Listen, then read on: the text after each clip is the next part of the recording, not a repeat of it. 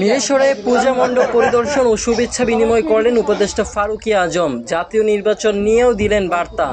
বিস্তারিত দেখুন মিরেশরের প্রতিনিধি বাচ্চু পাটোয়ারি কমলের পাঠানো তথ্য ও ভিডিওতে।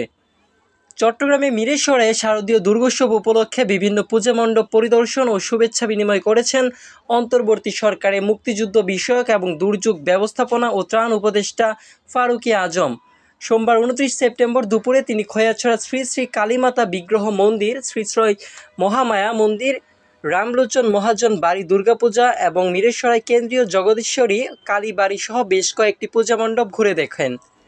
পরিদর্শনকালে তার সঙ্গে ছিলেন মিরেশরাই উপজেলা নির্বাহী কর্মকর্তা সুমাইয়া আক্তার, মিরেশরাই থানার ওসি আতিকুর রহমান, পূজা উদযাপন পরিষদের নেতৃবৃন্দ সহ স্থানীয় প্রশাসনের বিভিন্ন কর্মকর্তা।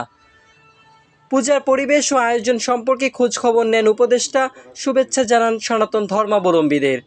এ সময় সাংবাদিকদের এক প্রশ্নের জবাবে তিনি বলেন, কেন নির্বাচন হবে না? জাতি এবং সরকার সবাই নির্বাচনের দিকেই যাচ্ছে। এবার নির্বাচন হবে অংশগ্রহণমূলক আর একতরফা নয়। জনগণ যাকে পছন্দ করবে নেতৃত্ব তারই হাতে যাবে। সম্মিলিতভাবে আমরা দেশ গড়ব। শান্তিপূর্ণ পরিবেশে শারদীয় দুর্গোৎসব উদযাপন এবং নির্বাচন প্রসঙ্গে স্পষ্ট বার্তা দিয়ে মিরেশরে দিনটি পার করেন উপদেষ্টা ফারুকী আজম।